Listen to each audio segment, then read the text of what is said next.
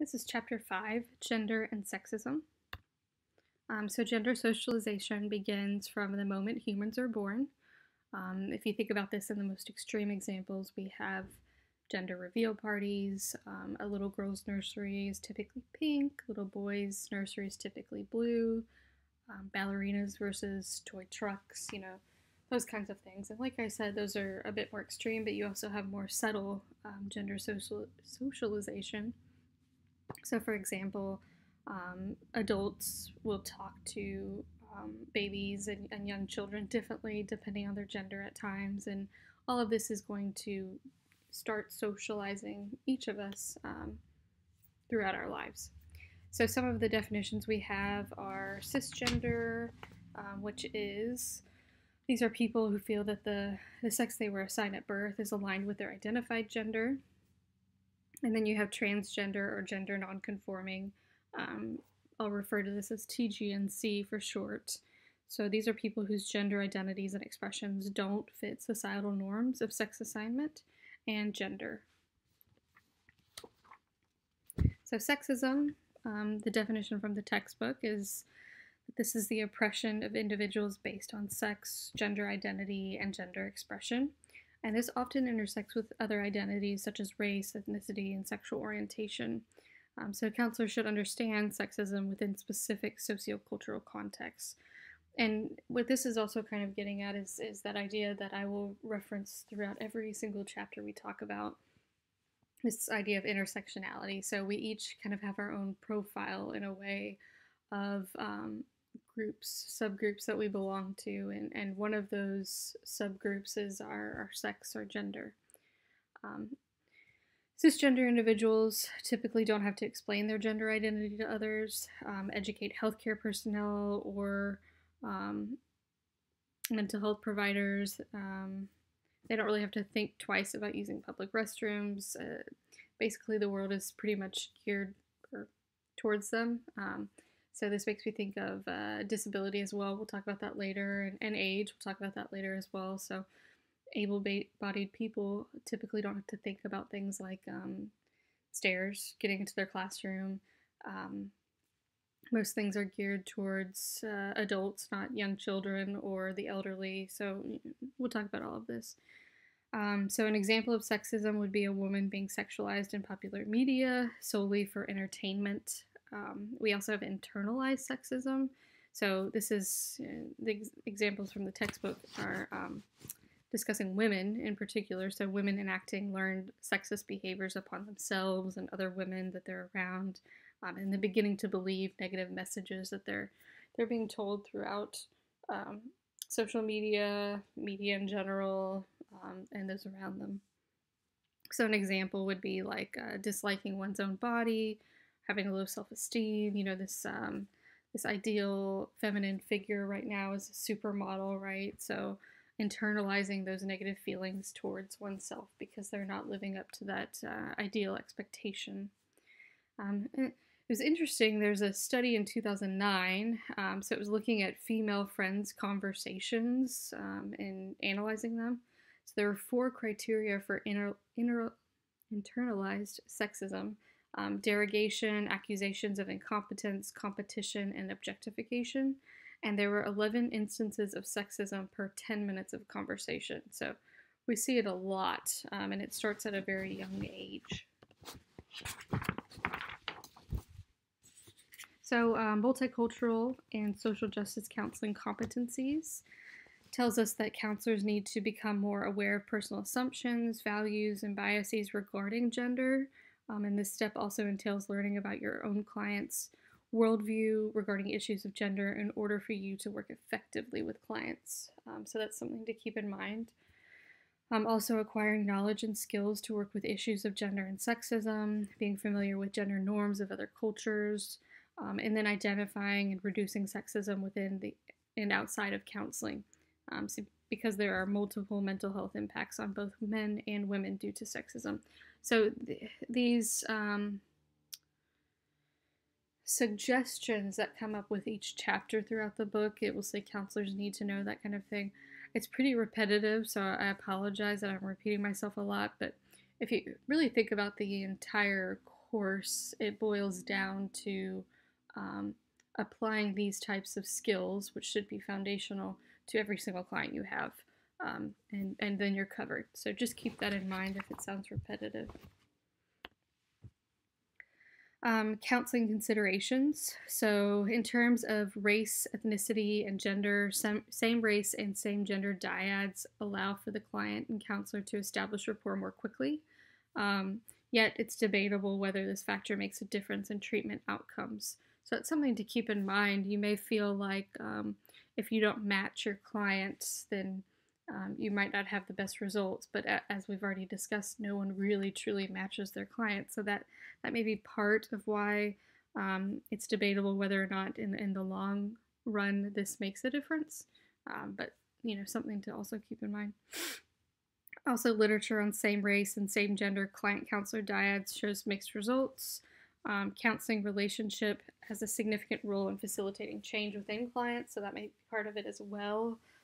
Just having a good relationship in in general. Strong alliance between the counselor and client has been viewed as a significant factor in therapy outcomes because cultural variability exists with counselors and clients of similar races and of ethnicities or genders. So that's exactly what we've been talking about already, this idea that we are all different. We all have different backgrounds and makeups and our own profiles. So regardless, there's going to be a difference there. The majority of counselors today do identify as women, so that's another thing to keep in mind. There's been a huge shift over time. It used to be mainly males were counselors, psychologists, psychiatrists, and now we're seeing more females. Men tend to speak more assertively overall with both men and women. And then women tend to speak more assertively with other women, but more tentatively with men. So we can see how we typically kind of filter the way we interact with others depending on gender, and that may come up within the counseling relationship. So another thing to kind of keep in mind.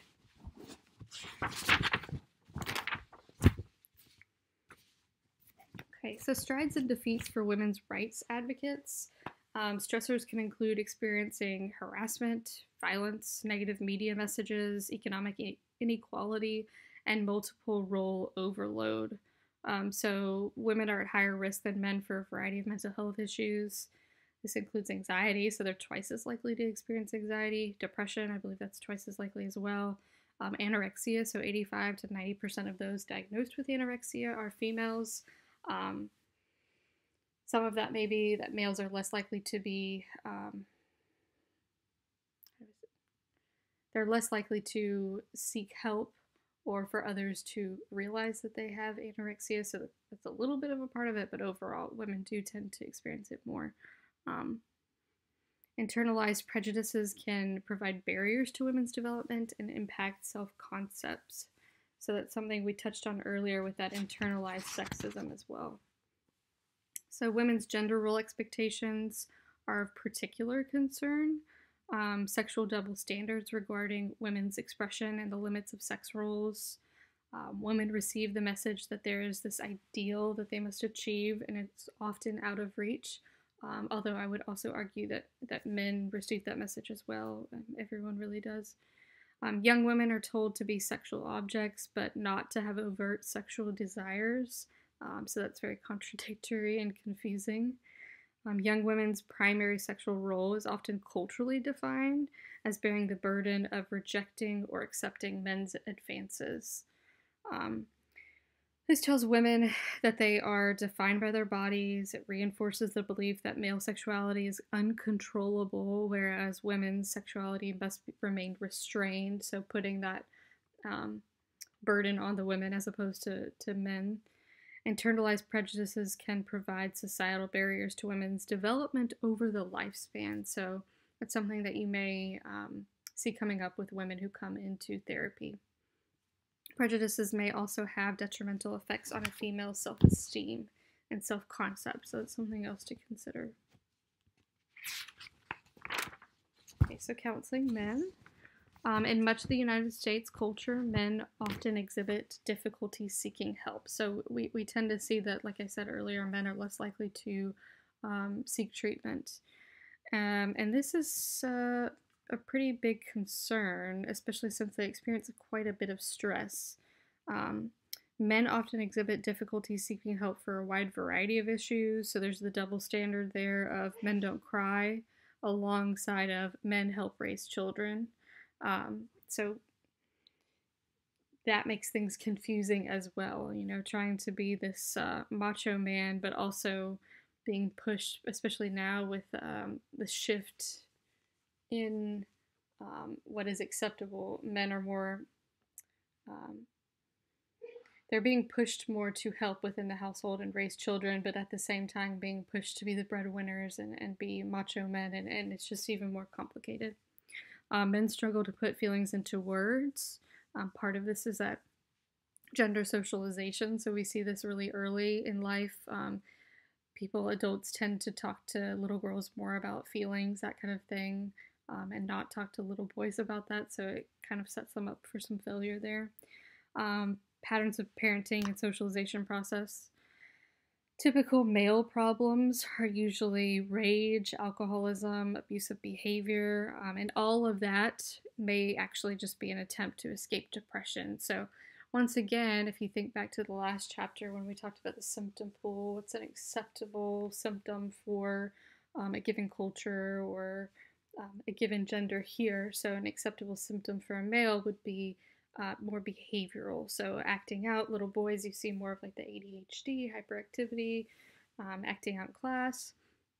And then for adult males, you see more of that rage, alcoholism, substance use, abuse, that kind of thing. And then there's this code of acceptable masculine behavior. So that's kind of going into the symptom pool as well. So what is acceptable and what is not acceptable by our society? So masculine norms in the West are commonly communicated to males in the form of boys don't cry, or that it isn't manly to be dependent on others. Society also still expects men to be able to communicate effectively in interpersonal relationships and contribute to raising children, so that touches on what I mentioned earlier. Mixed messages can be confusing, and men often err on the macho side by repressing their feelings. And this may come up in therapy. All of this repression over time builds up, and it may lead to depression spilling out, and maybe even shocking your male client. They don't know where it came from, that kind of thing. And those around them may be surprised. So then they end up coming in for therapy, and by then, if you have a client that's less likely to seek help to begin with, when they finally do, it's usually pretty bad if they're coming in. And then there's a lot of work to do. The inability that men have to put feelings into words results from a long socialization process in which boys are taught to suppress and deny their feelings of vulnerability. So we touched on that already. So your textbook mentions this idea that mothers expose baby girls to a wider range of emotions than baby boys, and they work harder to control their son's emotional volatility. Fathers often step in to socialize toddlers along gender lines at around 13 months, research shows, and verbally roughhousing sons and talking in more emotional terms with daughters. So that gender socialization starting really early in terms of emotion regulation, that kind of thing. As children get older, both parents can foster rift by discouraging sons from expressing vulnerable emotions and encouraging such expression in daughters. And we might see the reverse in little girls and then women later. If a woman is not emotional enough, then that can be confusing and difficult for them. So it goes both ways. Peer group interactions promote group activities that foster toughness, teamwork, stoicism, and competition. So we see that more with males than females. Although I would argue it goes both ways as well, because the world of ballet can be extremely volatile and competitive. Farkas and Leeper in 2016 stated that girls become women through relational activities, whereas boys become men through oppositional behaviors. Learning to be independent, tough, and emotionally reserved. So that will come up a lot throughout this program in general. Learning about how women tend to be more relational, and you see that more in therapy and them seeking therapy more often, and that's kind of all tied together. trauma, that kind of thing comes up a lot when it's relational.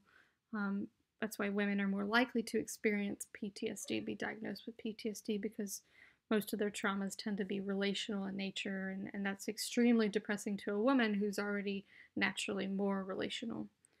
Men are more likely to experience traumatic events, but not more likely to be diagnosed with PTSD later on. And we'll probably talk about that later as well. Problems we think of as typically male, so difficulty with intimacy, workaholicism, alcoholism, abusive behavior, and rage, maybe attempts to escape depression. So we've already discussed that as well.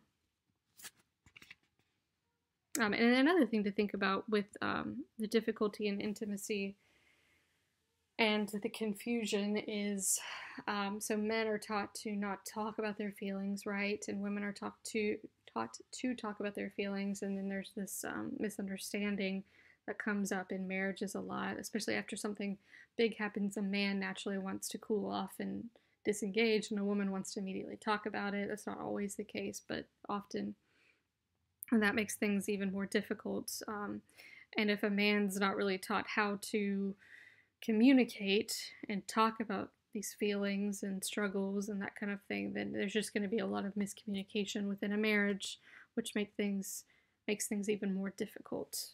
And you may see that come up with your male clients in session. This is a theory of how traditional gender role socialization can result in negative consequences for men who remain rigid in changing circumstances. So an example would be men in traditionally masculine professions like law enforcement, that kind of thing, may have difficulty switching from being that tough, stoic, and independent individual while on duty to being more of a warm and affectionate person while at home around family. So there are 4 different general patterns here. The first is success, power, and competition. So that should not be completion, it should be competition. So here we have the degree to which men are socialized to focus on high achievement, both personally and professionally, as well as to seek out positions of power and assess their achievements in relation to others' achievements. So here an example would be competition versus collaboration. There's more of an authoritarian communication style, dealing with problems without asking for help, and issues with interpersonal and spousal relationships that require collaboration. So you see more issues there because collaboration is required in a marriage. The next one is conflicts between work and family relationships. So here, this concerns difficulty that many men have balancing work, school, and family relationships. Many women across diverse cultural backgrounds experience this difficulty as well, but they're more socially acceptable to ask for help. They're more likely to ask for help because it's more acceptable for them to do so. Because of increasing competition and rising cost of living, some men may inadvertently place careers ahead of family, so we might see that as well. The next two really are restricted emotionality and restricted affectionate behavior between men. So here, this refers to the degree to which men are taught to avoid feelings both within themselves and then expressed towards other men. So men may avoid showing feelings because they might fear that they'll appear weak or vulnerable, that kind of thing. And counselors should engage in specific behaviors to enhance the likelihood of successful male counseling outcomes. So keeping this in mind, this fact that men may have a harder time expressing emotions, that kind of thing. An example could be setting specific goals early in counseling process that are consistent with the way that many men are socialized across diverse cultures. And then another thing to keep in mind with counseling men is the transgenerational focus. So this could be pretty interesting if you're working with a male client. So here it's the idea that a greater understanding of the individual male may come from revisiting their relationships with other men in their family. So this could be their father, their grandfathers, other men in their family tree, and then exploring the values ascribed to gender role within their family and reevaluating how the values and roles of role behaviors aligned with current needs and circumstances in the lives of the client and then in the changing society. So you may want to bring into session like a genogram, something like that. That could be pretty interesting. looking at male relationships, patterns, that kind of stuff. So that could be pretty cool. So counseling people who are TGNC. So currently, well, the textbook states that currently there are no competencies related to counseling men, but that's actually outdated because something did come out a few years ago. And if you're interested in that, you can look it up and read those competencies. And then women who are cisgender, I'm not sure about that. I don't think there are competencies related to women, but there are for men. It's fairly new. And then there are counseling competencies related to practice with people who are TGNC. And actually, a professor from Louisiana Tech who was here, he probably left 4 years ago. He was in the counseling psychology doc program, Dr. Lord Dickey. So if you're familiar with him, he helped to write these competencies. So the Association for Lesbian, Gay, Bisexual, and Transgender Issues in Counseling, transgender committees in 2010 came out with the American Counseling Association Competencies for Counseling with Transgender Clients. So if you have a client who is transgender, that might be something that you would find beneficial to look at, read, and bring that into your work with your client. So counselors will see at least one transgender or gender nonconforming client during their careers, research shows. So this is something to keep in mind and be prepared for. A large component of gender affirmative counseling with people who are TGNC entails knowing the wide range of identities and language. So we'll talk about some of that language here in this chapter. So the first one is genderqueer. So the definition for this is an increasingly used term embraced by youth who do not identify with traditional gender pronouns. So they may not use pronouns related to gender binary, such as she, her, he, him, that kind of thing. Instead, they may use more neutral pronouns. So gender neutral pronouns like they, them, they, their, that kind of thing.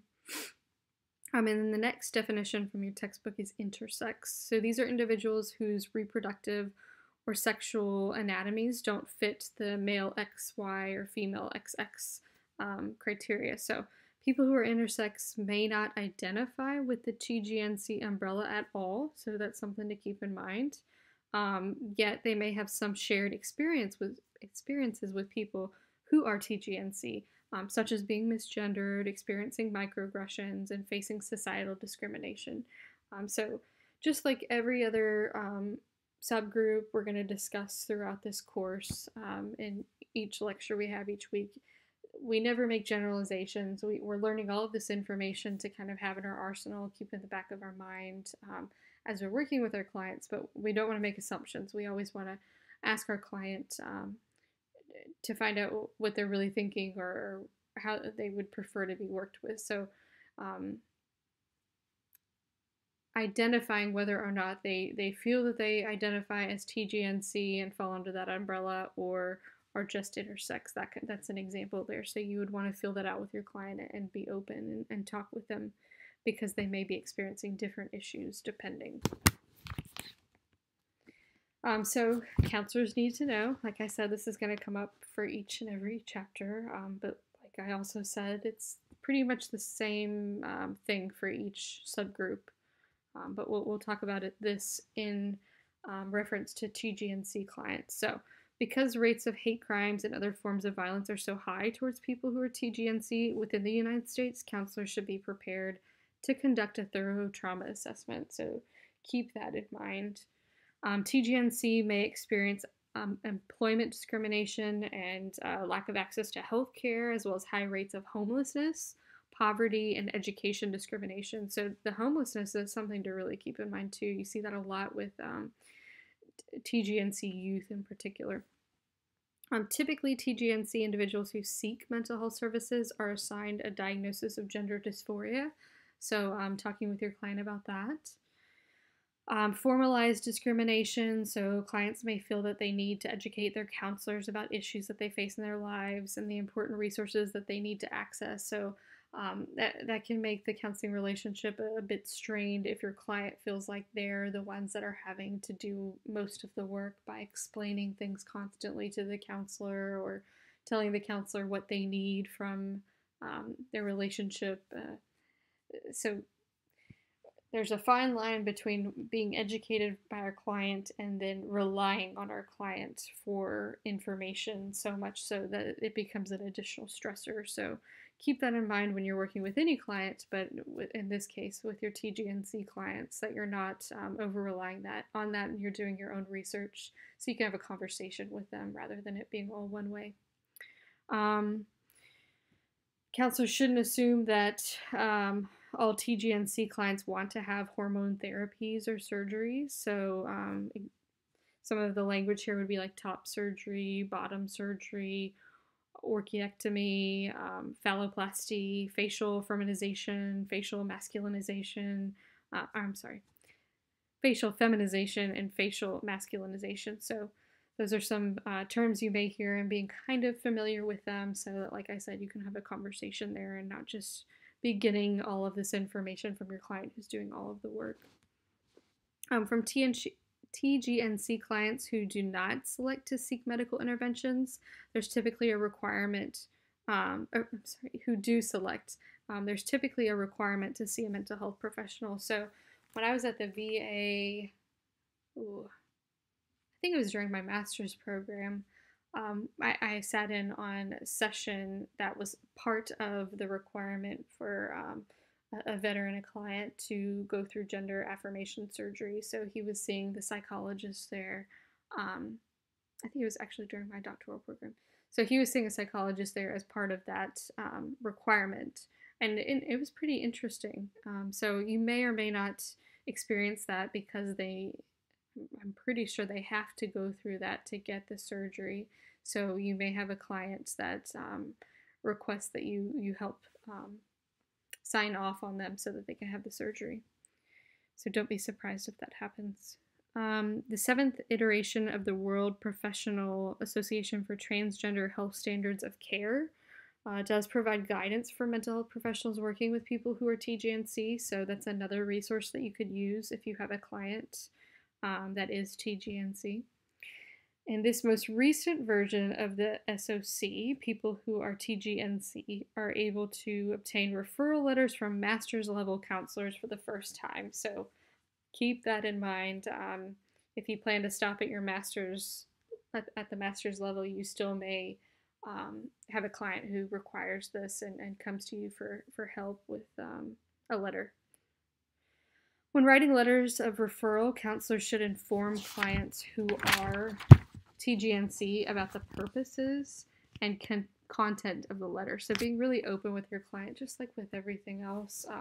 So working through this with them, explaining it to them, telling them what you plan to put in the letter, having it be somewhat collaborative.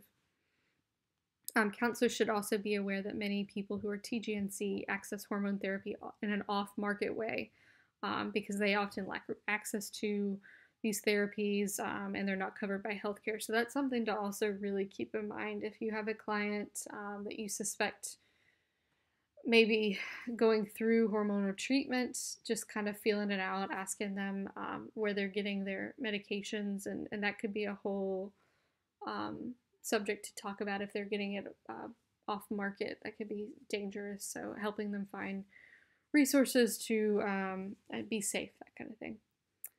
Counselors should thus be prepared to explore safety of these off-market hormonal resources, as well as be able to refer clients to more accessible medical resources and providers. So if you feel that you may have quite a few patients who are TGNC, maybe you're working in a particular clinic and you're going to see it a lot, like I said last week, where you want to have your resources available, you might want to have some medical doctors or resources for medication, that kind of thing in your back pocket that you can provide your client with. So the historical context of sexism. So first we're going to talk about this idea of the evolutionary perspective. So here, the idea is that early development of humankind, because of high rates of miscarriage, strict gender roles were a biological necessity that enabled humans to reproduce. So it was, we had to do this in order for the human race to survive, basically. So for evolution. So aggressive roles for men and domestic roles for women were very appropriate at that time. Um, a definition from your textbook is the patriarchy. So here, a systems that provides men with privileges that are considered inaccessible to women. So originally, this was a system that benefited both men and women, and it evolved to afford men greater power and restricted women's roles to domestic matters over time. So World War II and women's return home is something that comes into play with this. So with World War II, many men were drafted for military duty, and many women entered the workforce in unprecedented numbers. So we hadn't seen that before. In the United States, women already had a long tradition of working in and out of the home, but there was more of a gender shift here in the workforce because and this ended up providing women with opportunities to become wage earners in ways that they had not previously been before. And we have Rosie the Riveter advertisement. So here it was governmental propaganda. Is used to recruit over 18 million women into the labor force and to help drive the war industry. So some women ended up returning home after the war, and some stayed in the workforce, in the workplace. The Feminine Mystique. So this is a book by Betty Friedan, 1963. So the problem with no name, the idea here is that women were not fulfilled with domestic chores and craved connections outside of home in order to build a sense of self-worth. So that's why we saw some women remaining in the workplace. So the feminist movement, here we have 3 waves of feminism as a social justice movement. So the first wave is feminism from France. And this focused on suffrage and suffrage-related issues. The second wave is women's liberation movement, and this focused on equality of sexes and reproductive rights for women. So here, feared including sexual orientation. This movement feared including sexual orientation because they thought it would distract policymakers from acting on behalf of gender parity. And then we saw that there was success in obtaining rights for women to vote with the 19th Amendment, and then proposed equal rights amendment advocated for ending all laws that discriminated against women. So these would be like laws dealing with property rights and jury service, that kind of thing. And this is where we see this famous phrase, the personal is political. And this was meant to describe the connections between systematic and individual oppressions of women. And then we have the third wave feminists. So this wave focused more on issues of sexual harassment, domestic abuse, HIV/AIDS, self-mutilation, child sexual abuse, and body image issues. And then there's etc. The third wave feminists used direct action, so independently produced periodicals, the internet, other media technologies to deliver their message. They highlighted issues important to women of color and queer people as well. So we can see this shift throughout time within the feminist movement and priorities, that kind of thing. Cultural intersections of gender. So gender role identity expression may be different for individuals depending on their level of acculturation, and we'll talk about that in another chapter. Their socioeconomic status, their degree of spirituality, and many other factors. So often more differences are involved within a racial or ethnic group than across a racial or ethnic group. So that's something to really keep in mind, and I'm going to try to hone in on that a lot throughout this course. So African Americans, we see gender roles often defy the majority culture norms. So African American women have a long history of working outside of the home. There are more matriarchal norms here within this group. So women's roles described as those of strength and resourcefulness. We see that African American women in particular tend to be affected by racism and gender simultaneously. So this is called gendered racism or racialized sexism. And then African American women are 35% more likely to experience intimate partner violence than white women. and 60% of African American girls have experienced sexual assault by age 18. So once again, this idea that we can't generalize, these are just some statistics that we have that we want to keep in the back of our mind when we have a client of a particular subgroup. So if you have an African American female client, keeping these things in mind that they may or may not come up. The next group is Asian American or Pacific Islanders. So here we tend to see strict gender guidelines for behavior and acceptable social distance between men and women. We see shared value of family privacy and norms regarding types of information that's shared only within the family and other information that may be shared outside the immediate family. So female clients may feel particularly anxious about sharing very personal information with a male counselor, and then vice versa as well, because within this subgroup we tend to have those stricter gender guidelines. So that's something to also keep in mind. And once again, it typically varies depending on the amount of acculturation. This is often a sense of tension between different generations, especially when children are biracial or multiracial and experience multiple cultural gender norms. So that's yet another thing to keep in mind that might come up with these clients. And then we have Latino, Chicano, and Latina and Chicana Americans. So these are persons of Mexican, Puerto Rican, Cuban, Central or South American, or other Spanish culture or origin, regardless of race. So here we may see issues with gender coming up with machismo and Marianismo. So with machismo, here you have a man who supports and protects his family in the face of all odds, who disciplines children to be hardworking, honest, and upstanding citizens to serve the community. With Marianismo, this is derived from Catholicism, and it translates to Virgin Maryism.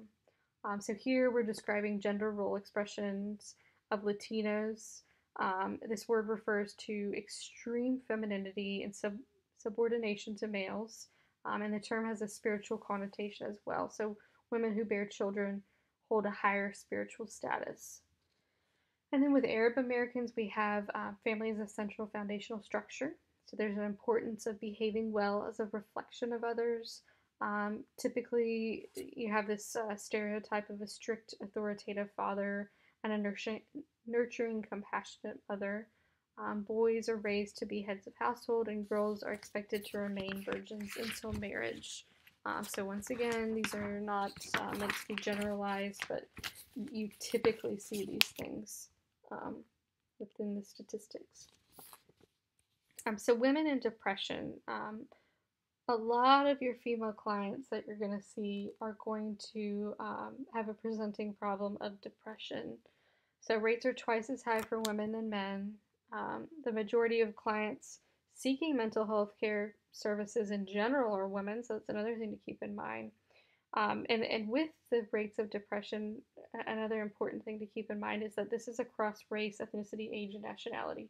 This is women in general versus men in general. So we see twice as likely to have depression. Girls and boys have equal rates of depression, but as they age, so adolescent girls, we see the incidence of depression beginning to spike.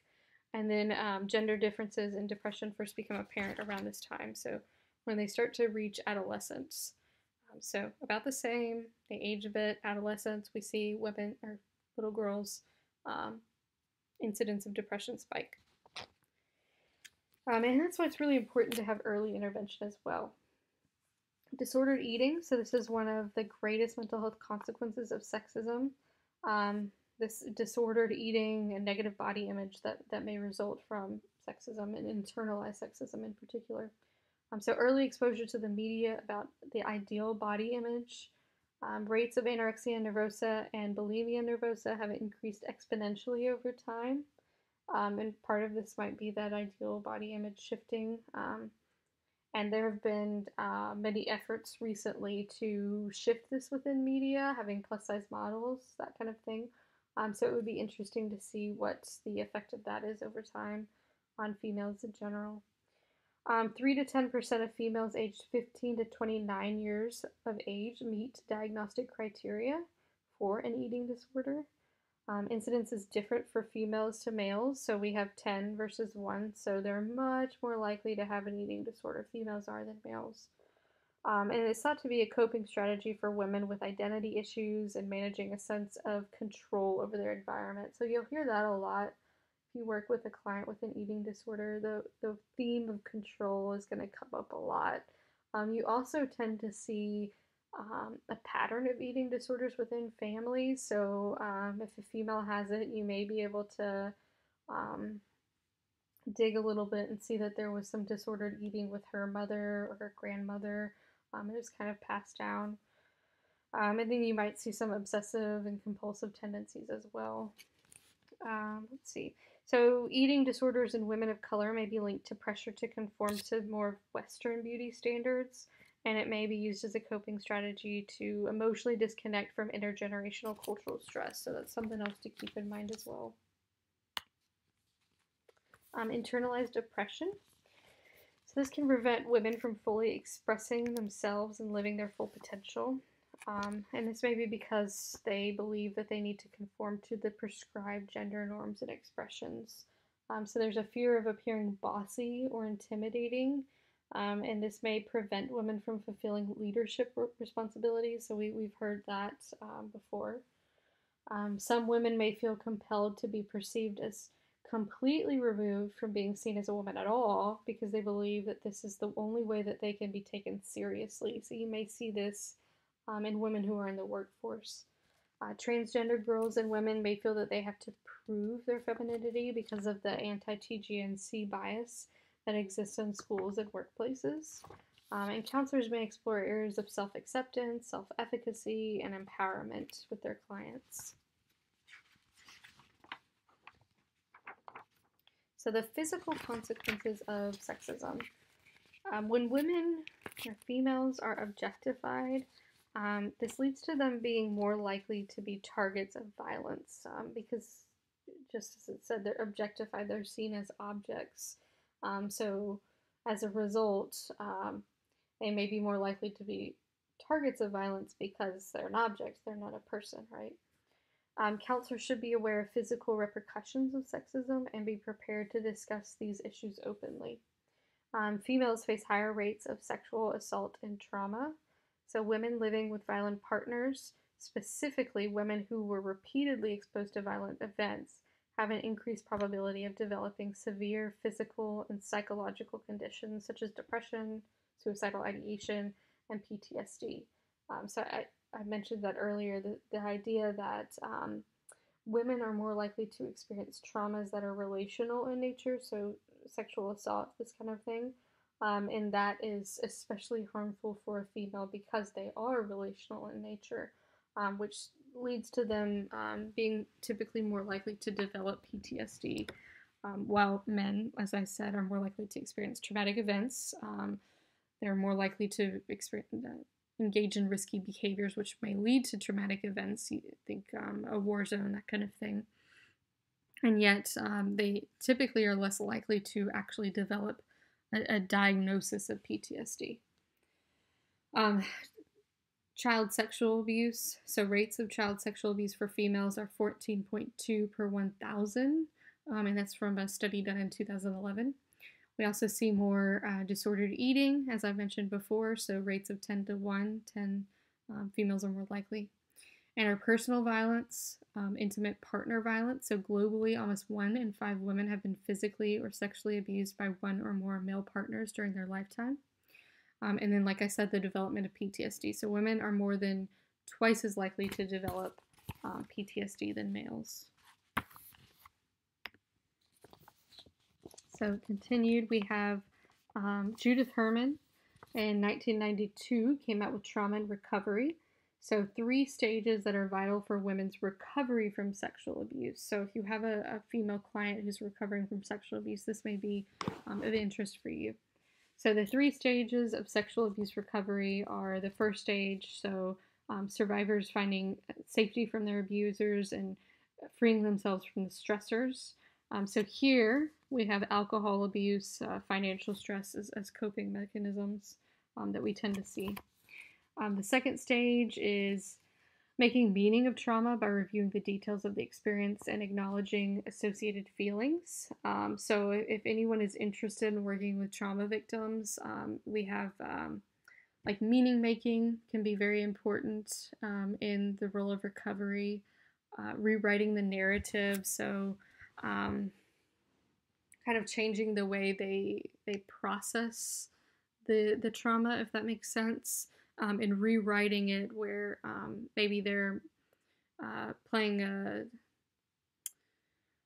no longer playing the role of a victim within the narrative, that kind of thing, and they're maybe making meaning out of it. So there's more of a growth than recovery, I would say. Um, these are more of a positive psychology type technique. So um, I tend to like to write this on a board. I don't have one. So if we think of most counseling as being trying to get a client from -8, let's say, to 0 baseline to where they were before. Clients come in, they say, I just want to be where I was before. I want to be happy again. So positive psychology, that field, which is a newer field within psychology, is trying to get a client from 0 baseline to +8. So trying to help a client experience more growth and resilience as opposed to just baseline behaviors. And then the third stage is clinicians helping trauma survivors reconnect with the sense of self and with important relationships in their lives. And counselors should conduct thorough trauma assessments with every female client they have. So we see this a lot, especially with the type of individual who ends up in therapy. I typically see more adolescents in therapy, but I have seen quite a few adults as well over the years. And I really think that every single female client that I have seen personally, and that a lot of my coworkers have seen, eventually, if it doesn't come out in the beginning during the intake session when we go over history, eventually it comes out that they've experienced abuse. I really can't think of a client I've ever seen that has not. So you're going to see that quite often with your clients, and a lot of it, like I said, is going to be it'll be sexual abuse because of this objectification and interpersonal issues with females being more traumatic, and then you see a cycle as well. So be prepared if you have a female client that there's a pretty high probability that abuse will come up eventually.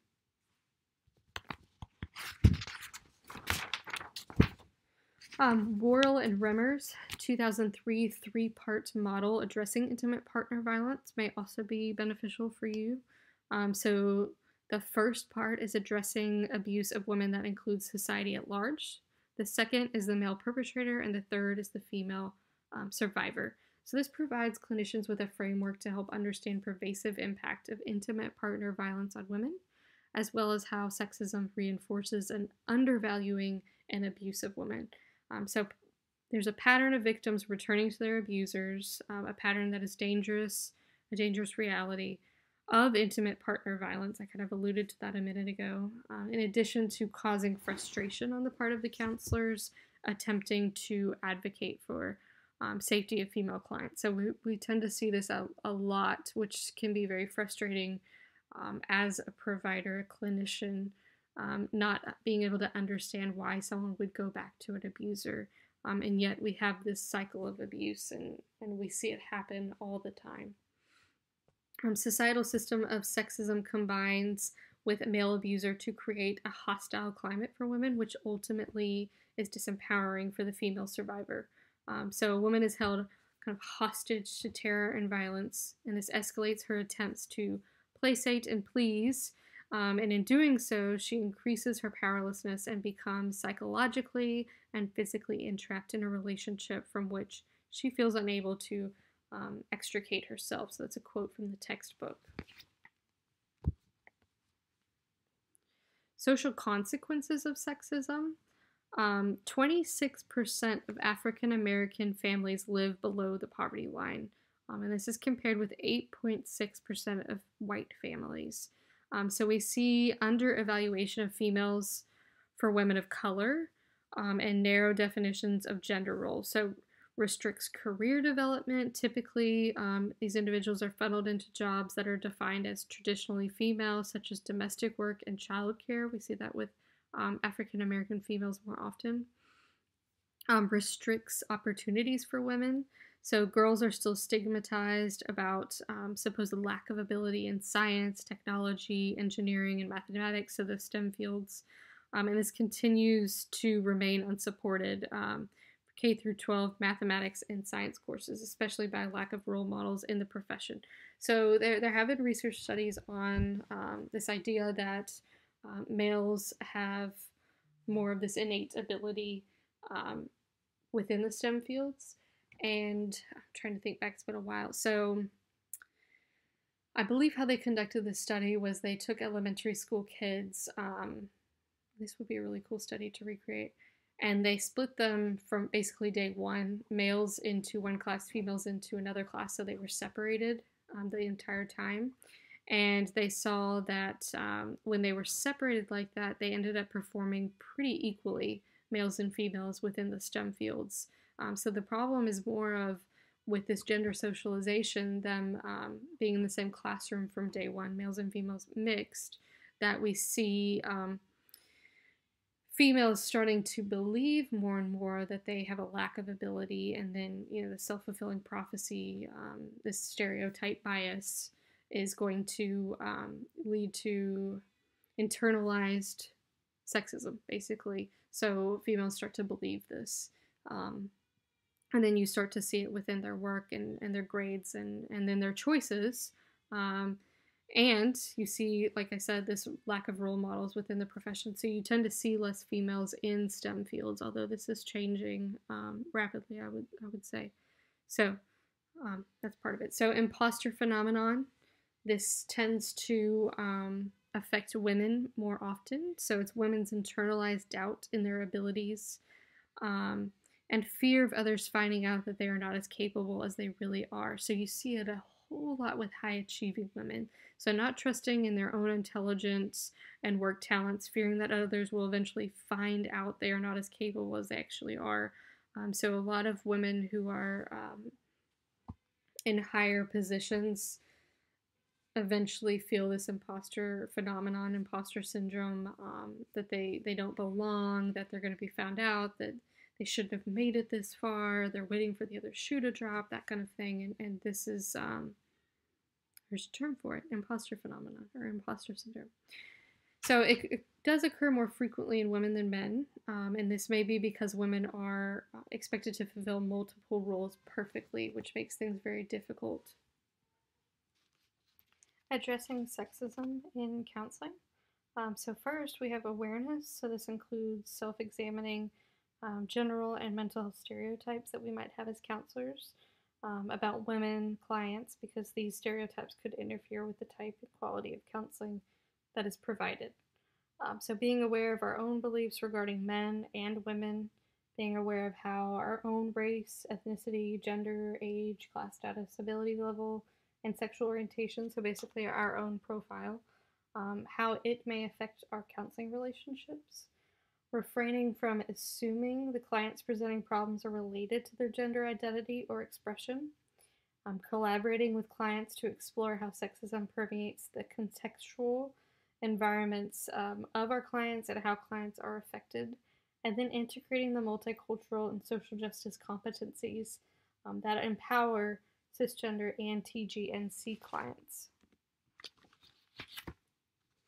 Another thing to keep in mind with working with our clients is expanding resilience and social justice. So resilience, the definition from the textbook, is the degree of self-acceptance, engagement in positive relationships, and mastery of contextual environments. So we have resilience strategies that may be used within counseling. And like I mentioned earlier, this idea of positive psychology, so moving from the baseline to above, to higher functioning. Resilience is a huge part of that. So building resilience within our clients. And this is also something that's very innate. So that's something to keep in mind as well. So wanting to tap in on it. This is why most people don't actually develop PTSD. after traumatic events, because overall humans are pretty resilient. So we may want to hone in on this skill and tap in on it with our clients and build their resilience. So survivors of child sex abuse, positive family responses, social support, and relationships within one's community are an important aspect of developing resilience. The ability to develop resilience may be guided by finding meaning, so meaning making that we talked about earlier, re-envisioning attachments, reconstructing one's identity, normalizing ambivalence, and discovering hope. South Asian survivors of child sexual abuse, your textbook mentions, respondents shared the consistent message that self-care, connection with the community, and social activism were among their resilient strategies. Strength-based approaches in general and work as social change agents to address issues of sexism can be helpful. And then counselors can use strengths-based approaches in gender affirmation counseling and work as social change agents to address issues of sexism.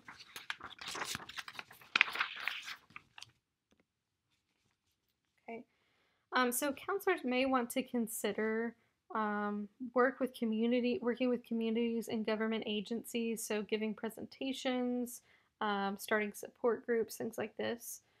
Working with schools, community colleges, and university centers to identify collaborative opportunities, so supportive events, that kind of thing.